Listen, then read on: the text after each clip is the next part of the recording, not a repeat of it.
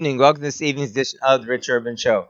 I am your host, Rich Urban, coming to you from historic Harpers Ferry, West Virginia. Tonight's episode is entitled All Lives Matter. Let's start with a scripture reading from the Chun Sung Gyung, the words of Reverend Sun Myung Moon, page 290.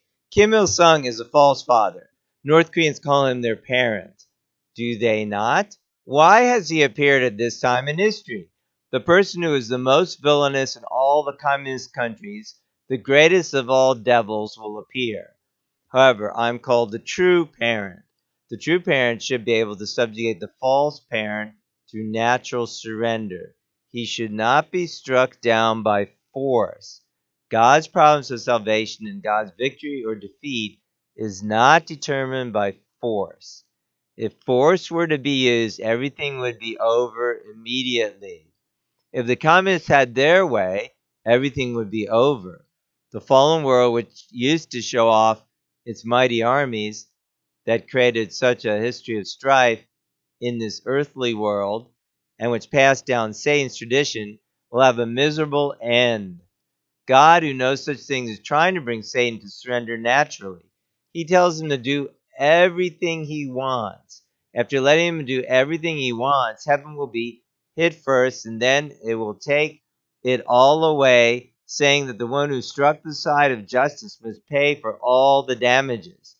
When Satan arrives at the end of the world, he will be left with nowhere to go. He will surrender at the end of the world. God cannot bring this to pass by himself. Rather, he has to prepare a person on earth who can inherit this task. This is why he sends the Messiah in the last days. So I want to talk about this evening, as I said, the topic's All Lives Matter, about really what's going on, the false media narrative, and really how we can tell something about what's going on in this situation. And even like I mentioned with the COVID-19 situation, we have to look at basic criteria. Like, is what's going on, does it allow for conscience? Is it godly, in other words? Do the Are the people promoting the agenda, are they truthful or do they tell lies? Does it incur, or how do you say, encourage fears and hatred, or is it based rather on unity and love?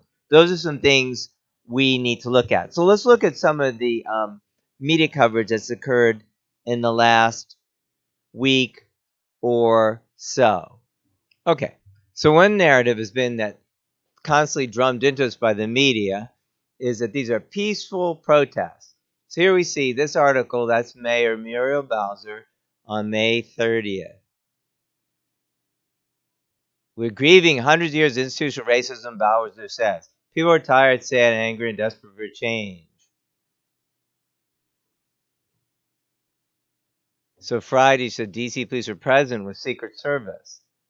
Then she talks about DC Police Chief Peter Newsham said that in the news conference, no one needed to ask police to get involved because they already were. The mayor also emphasized that at no point was the chief concerned about losing control of the demonstrations. There's no police department in the nation better prepared to safely support Americans exercising First Amendment rights in the Metropolitan Police Department, and this is well known. Okay, so this is May 30th. So what happened? That would be Friday. I believe that's right. Saturday, May 30th. So what happened on May 31st? Well, let's have a look at that. Actually, it's not even on May 31st. This is on May 31st. The night of May 31st is when the St. John's Church was lit on fire, or torched, we might say. So, city center boarded up, downtown DC business damaged after Saturday protests. So this is actually on May 30th. So here we see how well the peaceful the protests are. This is a restaurant. So it says here, on Saturday night, protesters again marched on downtown D.C. and amassed across from the White House. Some demonstrations turned destructive.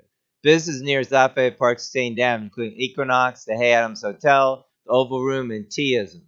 Graffiti message: the rich aren't safe anymore was left on the Oval Room's window, and a fire set inside. Owner Ashok Bajaj says he was just preparing to reopen the 26-year-old restaurant after being closed since March due to COVID-19. He also boarded up Bombay Club across the street, though the storefront didn't sustain damage. However, Bajaj says his casual Indian eatery, Binda's Foggy Bottom, was vandalized and liquor stolen.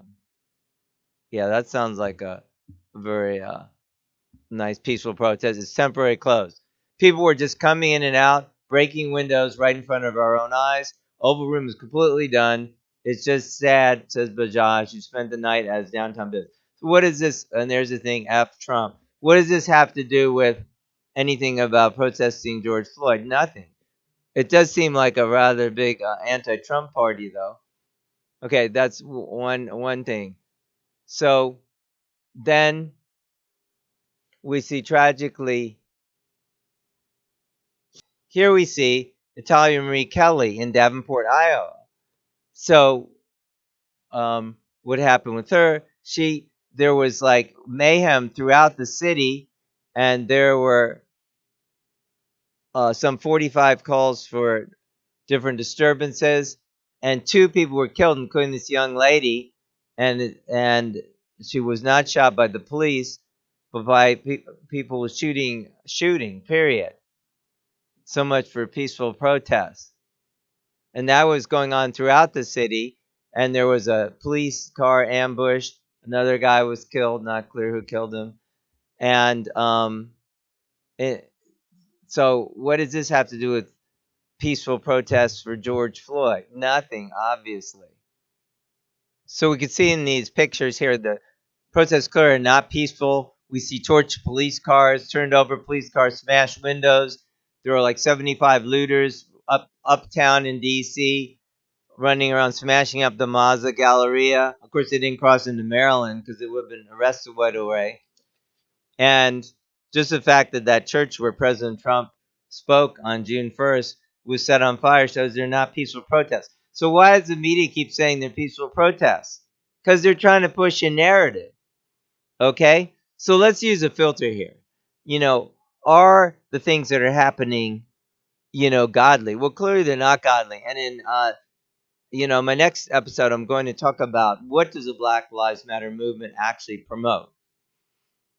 But we can see clearly that, the overall message here and messaging is, not of God.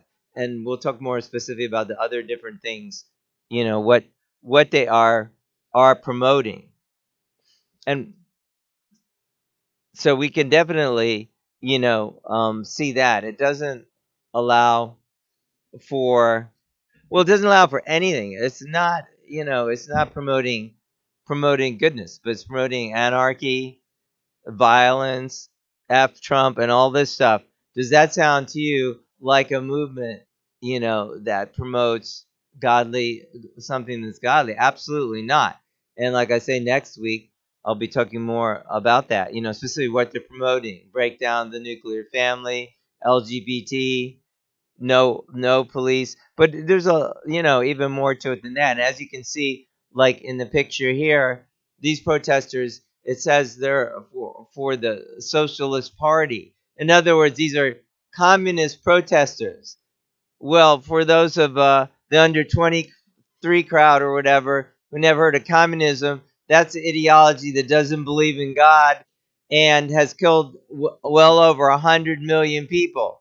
Oh, okay. I thought they were peaceful protesters. I think you get the point. Secondly, as I was telling with the filter about the COVID-19, how you tell if it's a something that can be trusted at all? And we said, no, the people who are promoting it lied about a lot of things. So the same is true here. Like the Black Lives Matter organization was actually formed in response, according to their website, to the killing of Trayvon Martin by George Zimmerman. So this is a person who was supposedly carrying a Snickers bar and was just ruthlessly shot down. But the fact of the matter is, the jury acquitted George Zimmerman, by the way, who wasn't a white guy, he was a Hispanic guy. So they acquitted him because they're racist, right? No, because it was self-defense. The guy was on top of him and smashed his head into the concrete, and then he reached for his gun, and Trayvon Martin was killed. So they made a completely false narrative. And what happened in Ferguson, Missouri? Also there. That was a completely false narrative. Remember the old hands up, don't shoot? Well, guess what? That never happened. The policeman, was was grabbed, so he was, acquitted.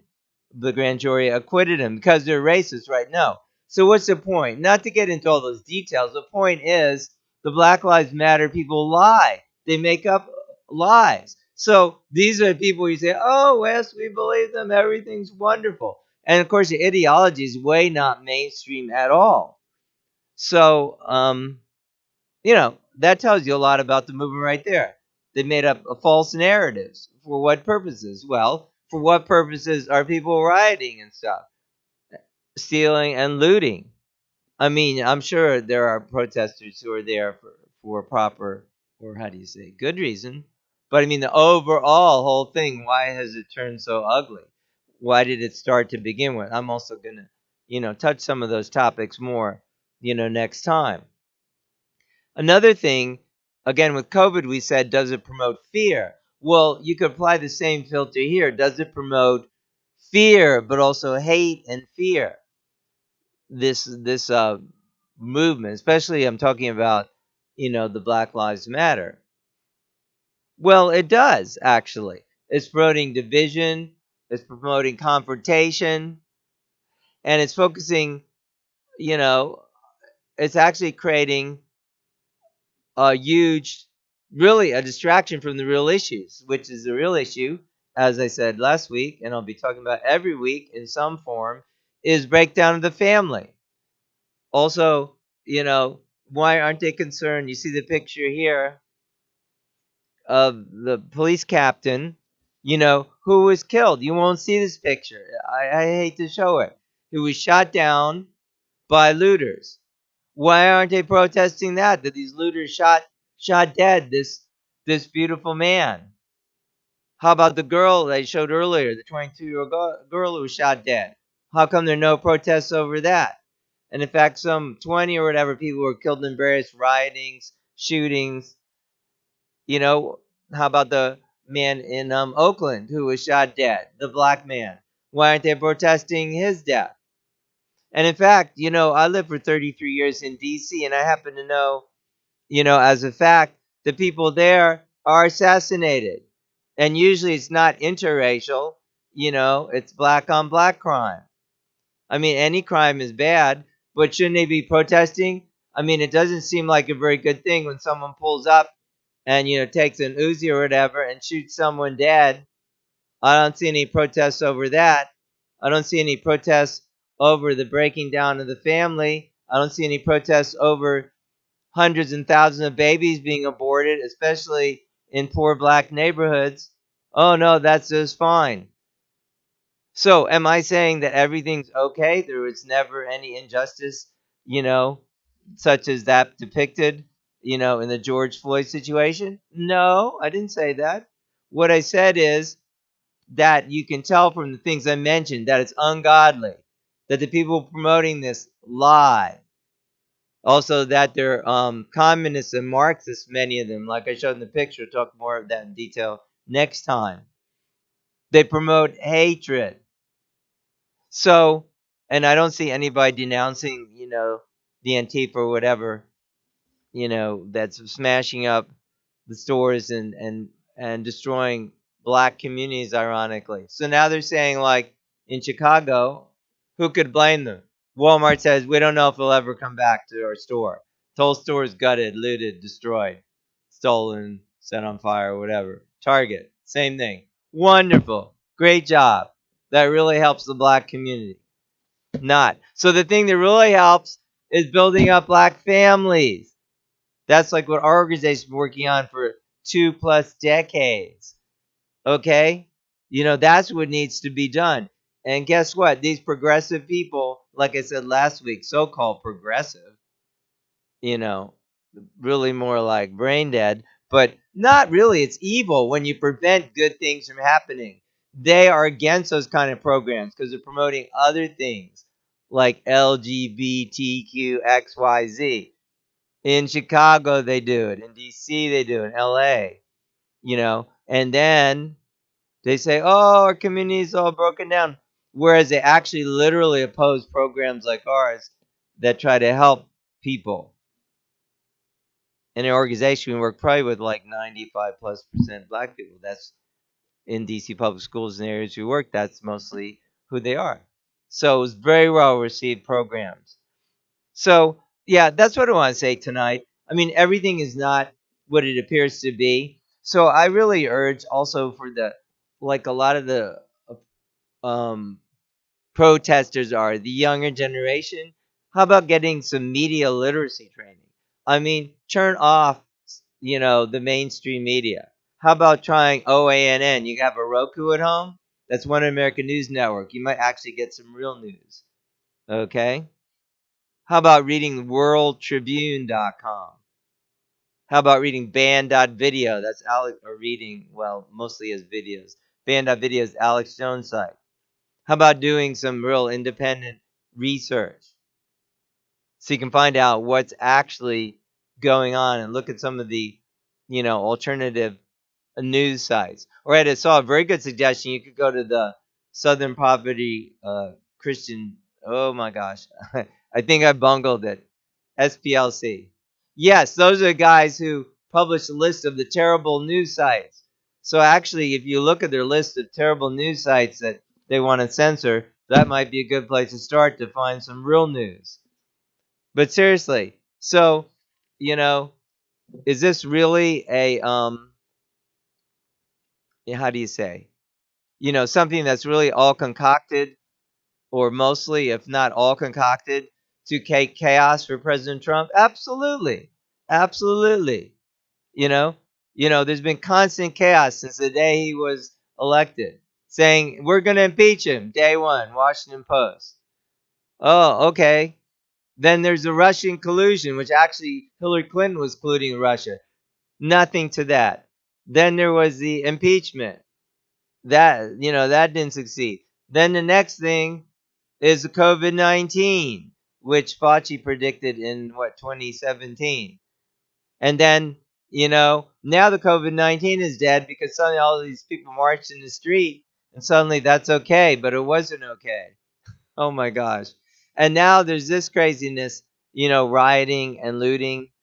And if the protesters are also peaceful, why are they spray painting F Trump all over the place, defacing the World War II memorial, defacing Lincoln Memorial? Hello, under 25 crowd. Did you know Lincoln, like he signed the Emancipation Proclamation? I mean, what in the world is going on? I mean, are we completely illiterate? Do we not know, about godless ideologies like Marxism, communism, things like that? Good grief, Charlie Brown. So, everything is not as it seems. So definitely try to get some media literacy, look at some alternative sources for your information, and, use discernment, you know, look at God's word like we did and see, is this of God? Well, it doesn't look like, to me, it's of God, period. When you're creating and fomenting dissension, violence, the racial profiling is done by Black Lives Matter guys by making everything racial, whether it's actually racial or not. And, most things are not racial at all. What they more have to do is a breakdown of moral values and breakdown of society, especially the breakdown of the family, which they're actually promoting through all this LGBT stuff. I'll delve into that next time. So to leave you with that thought. I hope you will be blessed. Remember that all lives matter. We're all created by God. Do filter your how do you say, thinking in a godly way. And I hope you can be well this week. And we'll see you next time. This is Rich Urban reporting from historic Harpersferry, West Virginia. Do be blessed. Good night.